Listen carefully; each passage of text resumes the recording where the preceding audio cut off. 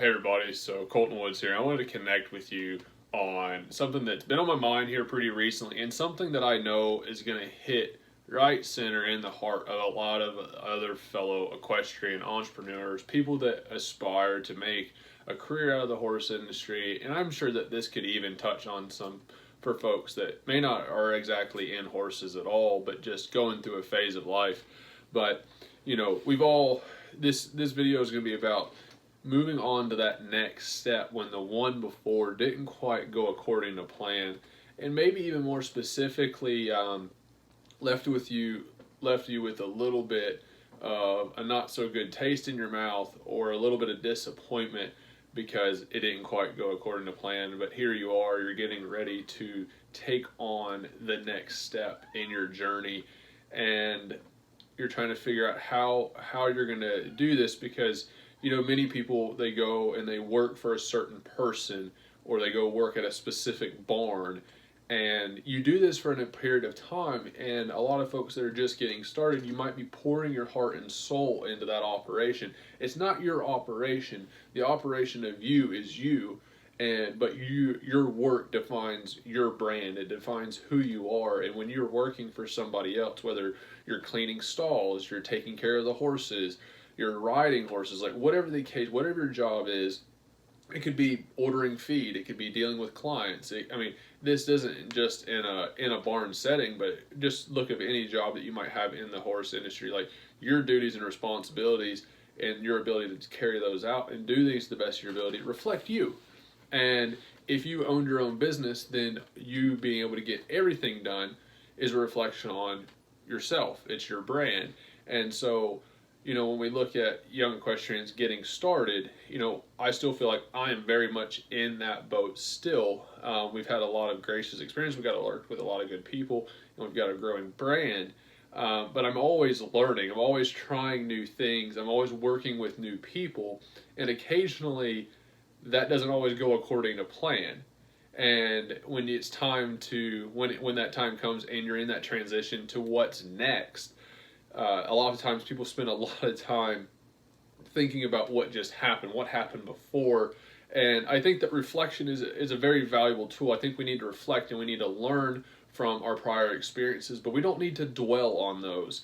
And I want to encourage anyone that's going through a time right now, maybe that maybe you left somewhere, and maybe the person you worked for left you with a bit of a disappointment. Maybe you found out some things that you wish you that didn't necessarily fall along with your morals. Maybe you left and it didn't go exactly according to plan and things got nasty or whatever the case may be.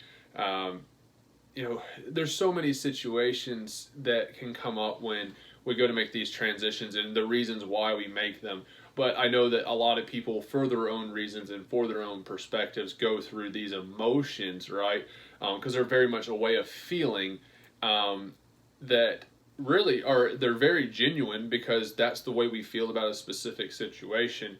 And when we have to take that step forward, and a lot of times it can be a bit daunting if you go from working for a certain facility, for a certain person, for a certain whatever vet clinic, whatever, you go from working there and you go to do something else.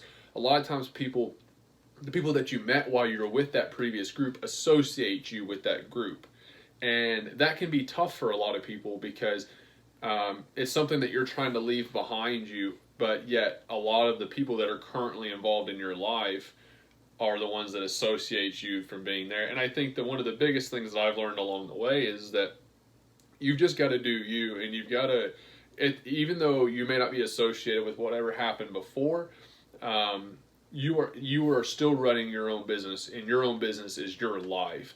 And you were doing that when you were with someone else or with a different team or whatever the case may be.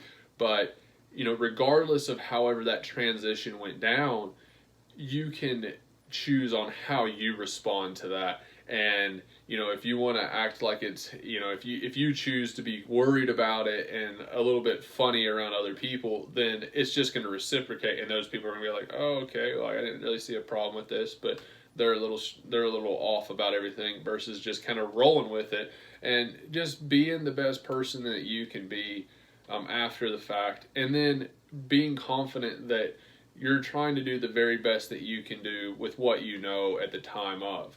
And it can be a tough concept. This is something that's very much coming from deep down in here for me, but I also hope that it's connecting with you in the same way, because I know that a lot of us have gone through those. And another encouraging aspect of this is so much of this is about perspective. We can always learn things in reflection, but we don't want to dwell on those. And it's almost a blessing. When I was thinking about this just a few minutes ago, and I've been thinking about it for the last couple of weeks, but I listened to that Matthew McConaughey video again, about who you're chasing and how it's the person out in front of you, and that was something that's always hit home for me.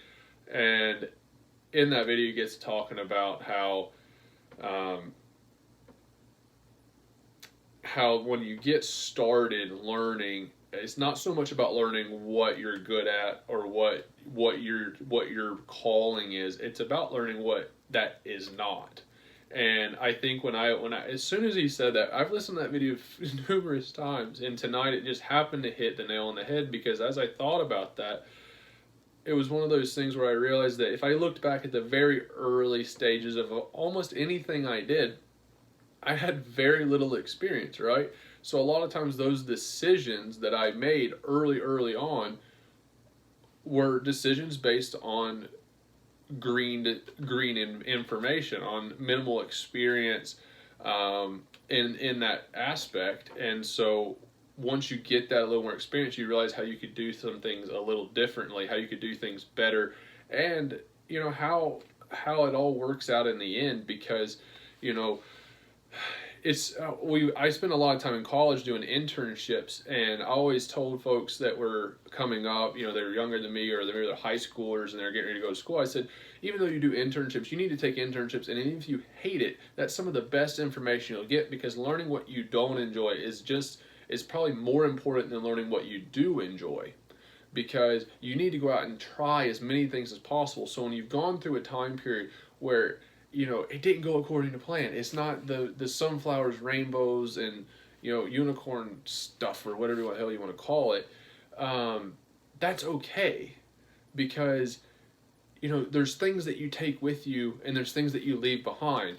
My dad always encouraged me as a kid. He's like, take what works for you and leave the rest behind.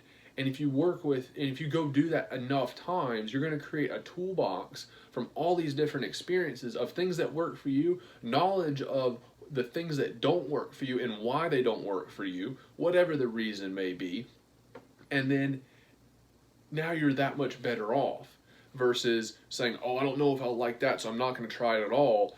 And then completely losing the opportunity to build upon some experience and finding one or two things that do work for you, finding the things that don't work and why they don't work in a certain situation, which then continually builds your experience. But when you first get started, it's so much perspective. So when things don't end, when they don't go according to plan, or maybe when you're like, gosh, I'm in that situation right now, and this is just tough, I don't know how I can bear it. There's certain things that you got to take care of. You got to be able to eat. You got to have a place to sleep. You got to do all those things.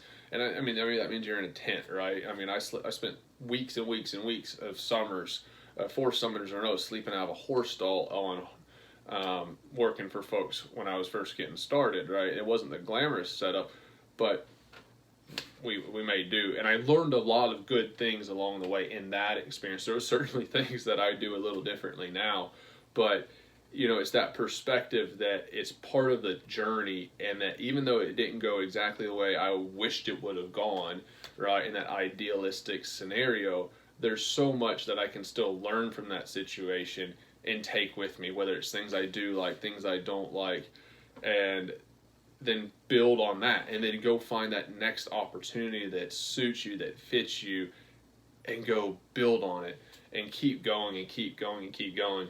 So guys, whether you're building your own business, whether you're just trying to get started, you're doing internships, working student positions, assistant trainer positions, vet technicians, like whatever, wherever you're at in your horse world, guys. Like this stuff is, you know, headed towards our equine entrepreneurs, but anyone that's getting started in the horse business, I want to bring some valuable content, kind of open things up to you guys. We're going to do business specific information. We're also going to go into the journey of this, because the journey, that's life, guys. That's the fun part. There's things that a lot of people do not talk about, and I think that a lot of it is a lot more relatable, whether you're male, female, horse trainer, vet technician, feed sales rep, whatever the case may be. You could be in any line of the business, from sales to services, whatever it is, and we can all learn something from each other, and I think we can all connect and relate to one another on this. So, you know, if you guys found this any bit helpful, any bit insightful, any bit encouraging, be sure to let us know in the comments down below. Click the like button if you didn't, or if there's something you're wondering about that we can answer for you to help you along your journey, guys. Be sure to let us know. Send us a message or put it in the comments below. This is a part of our channel that is going to kind of grow organically, but I do want to connect with you guys. So I hope you found this insightful, guys. My name's Colton with Colton Woods Horsemanship, and we look forward to talking with you guys next time.